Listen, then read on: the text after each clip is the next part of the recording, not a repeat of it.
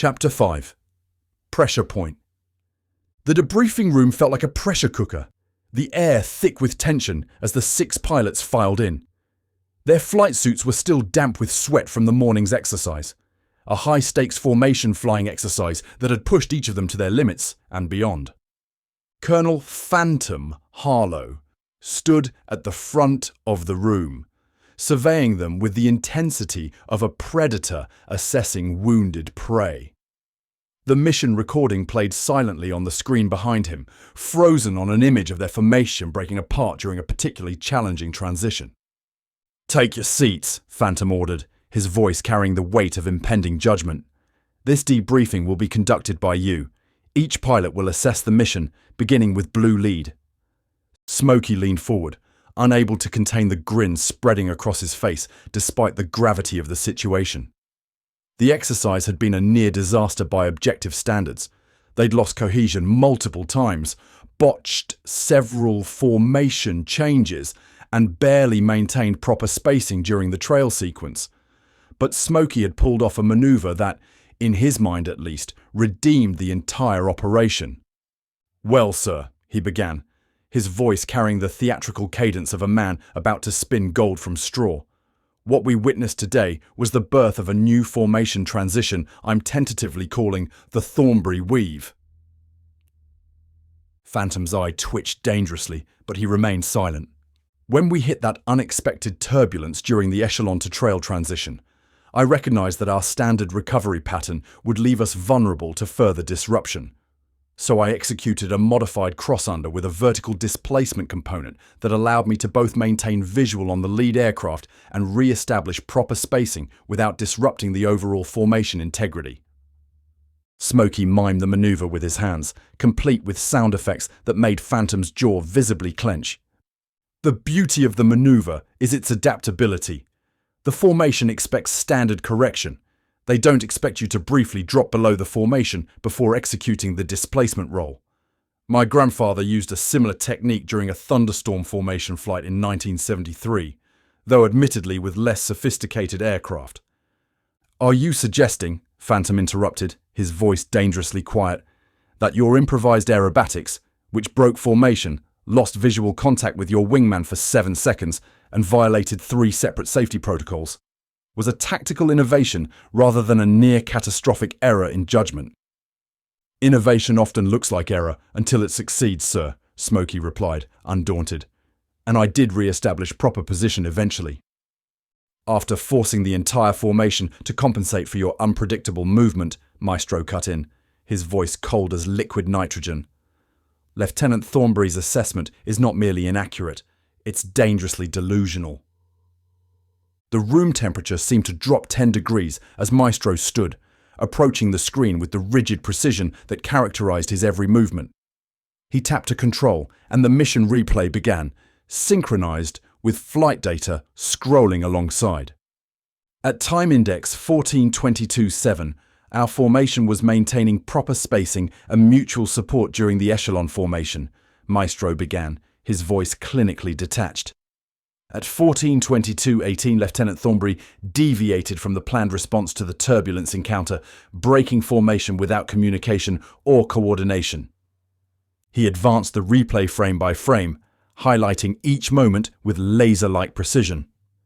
This deviation created a 47.3% increase in workload for Blue 2, who was forced to compensate with an excessive control input sequence, potentially compromising aircraft handling. The subsequent chain of positional adjustments required to accommodate Lieutenant Thornberry's innovation resulted in Blue 3 and Red 2 losing proper visual references, leading directly to the complete formation breakdown at time index 14:23.42. Maestro turned to face the group, his expression as cold and unyielding as a marble statue. "The data is unequivocal. This was not innovation. It was a cascading failure triggered by undisciplined flying and ego-driven decision-making." The silence that followed was so complete you could hear the air conditioning cycling. Smokey's face had flushed red, his usual good humour evaporating under Maestro's clinical dissection. "If I may," Rook interjected, rising from her seat with the controlled grace that characterized her movements both in and out of the cockpit.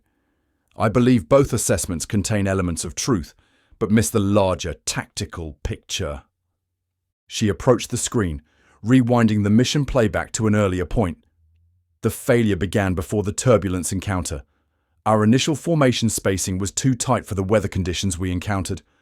We were flying a textbook pattern in a scenario that required adaptive positioning. Rook highlighted the aircraft positions with quick, precise gestures. Smokey's maneuver, while unorthodox and poorly communicated, actually exploited a gap in the formation that our standard response would have missed. The problem wasn't the maneuver itself. It was the lack of coordination and the failure to communicate intent. She turned to face both Smokey and Maestro. Smokey, your instincts identified a tactical opportunity, but your execution created as many problems as it solved. Maestro, your analysis is technically flawless, but fails to acknowledge that sometimes the textbook response is the wrong response when conditions change rapidly. The tension in the room shifted, becoming less personal and more professional as Rook's balanced assessment gave everyone a moment to breathe. If I might add a physiological perspective, Doc interjected, adjusting his glasses nervously. Our performance degradation correlates significantly with stress factors and accumulated fatigue. We've been flying double rotations for the past week, and the data shows a 32.7% decline in cognitive processing speed and decision quality in high-pressure scenarios. He pulled up a chart on his tablet, displaying it for the room. Smokey's decision-making showed classic signs of fatigue-induced impulsivity, choosing the exciting solution over the optimal one. Maestro's communication pattern exhibited stress-induced rigidity, reducing his ability to adapt to changing conditions. In other words, Glitch cut in, her fingers flying over her tablet, we were all operating at suboptimal capacity. She projected a series of performance metrics onto the main screen, each pilot's data displayed in merciless detail. Smokey's deviation from standard procedure has increased by 42.3% over the past 3 training cycles, while his communication clarity has decreased by 27.8%. She swiped to the next screen. Maestro's adherence to procedure has actually become more rigid by 18.2%, correlating with a 23.5% decrease in tactical flexibility. She continued through each pilot's metrics with the same detached precision, her analysis as impersonal as a computer diagnostic. The statistical probability of formation success given our current performance trends is approximately 31.7%, which falls below the minimum acceptable threshold of 60%. The room had grown increasingly tense with each new data point, the pilots shifting uncomfortably as their flaws were laid bare in percentages and decimals. Phantom's expression had darkened to thundercloud levels, his clipboard creaking under his tightening grip. Just as the atmosphere threatened to crack with tension, Tank cleared his throat. All eyes turned to the massive pilot, who rarely spoke during debriefings, or at all. "Reminds me," he said, his deep voice rumbling through the silence, "of that time we all tried to maintain trail formation through the wake turbulence." He paused, letting the memory sink in. Bounced around like ping-pong balls in a lottery machine. For a moment, no one moved. Then Smokey snorted, a choked laugh escaping despite his best efforts. Rook's lips twitched, and even Maestro's rigid posture softened slightly at the memory of the 6 of them being tossed around in their cockpits, each trying to maintain position while being buffeted by invisible forces. "We did look ridiculous," Doc admitted, a smile breaking through his serious expression. The statistical probability of 6 aircraft maintaining proper trail formation through severe wake turbulence is approximately 0.02%, Glitch added, her deadpan delivery making it somehow funnier. "We achieved the improbable through sheer determination." The laughter that followed released the tension like a pressure valve, the shared memory of their collective absurdity bringing them back to common ground. Even Phantom's expression softened marginally, though he quickly masked it with his customary scowl. "If you're quite finished reminiscing," Phantom said, though his tone lacked its earlier edge, "perhaps we can return to the matter at hand. Lieutenant Martinez's assessment is the most accurate. This mission failed not because of individual errors, but because you failed to function as a cohesive unit." He stepped forward, commanding their attention once more. "Each of you brings valuable skills to this team. Thornberry's instinctive situational awareness, Terwilliger's precision and discipline, Martinez's balanced approach, Chen's analytical perspective, Zhao's data-driven insights, and Donovan's—" he paused, searching for the right words, "situational clarity." Phantom's gaze swept over them. "But those skills become liabilities when they operate in isolation or opposition. You're not 6 individual pilots, you're one formation. Start flying like it." As they filed out of the debriefing room, the atmosphere had transformed. The tension remained, but it had evolved from divisive to constructive, a shared recognition of their collective shortcomings and the path forward. Tank fell into step beside Smokey, his massive presence somehow reassuring after the intensity of the debriefing. "Thanks for that," Smokey said quietly. "You saved us from ourselves in there."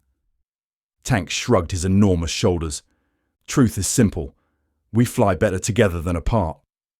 Smokey nodded, watching as Maestro walked ahead with Rook, their conversation intense but no longer hostile. Doc and Glitch followed, already comparing notes on their performance metrics. "Different ways, same result," Smokey murmured, the phrase taking on new meaning as he watched his teammates, his friends, working through their differences toward a common goal. Tank nodded, his rare smile appearing briefly. "Exactly." The mess hall was uncharacteristically quiet that evening. The 6 pilots sat at their usual table, the day's tension still lingering despite the momentary reprieve during debriefing. Smokey pushed his food around his plate, his usual appetite diminished by the weight of the day's failures. "You know what really bothers me," he said suddenly, breaking the silence. "It's not that we screwed up. It's that we're all pretending we don't know why." Maestro looked up sharply. "Elaborate." "We're exhausted," Smokey said, dropping his fork with a clatter. "We've been flying 16-hour days for 2 weeks straight. We're sleeping in shifts. Half of us are living on caffeine, and the other half on whatever Doc's been prescribing to keep us upright." "I haven't prescribed anything inappropriate," Doc protested, his face flushing.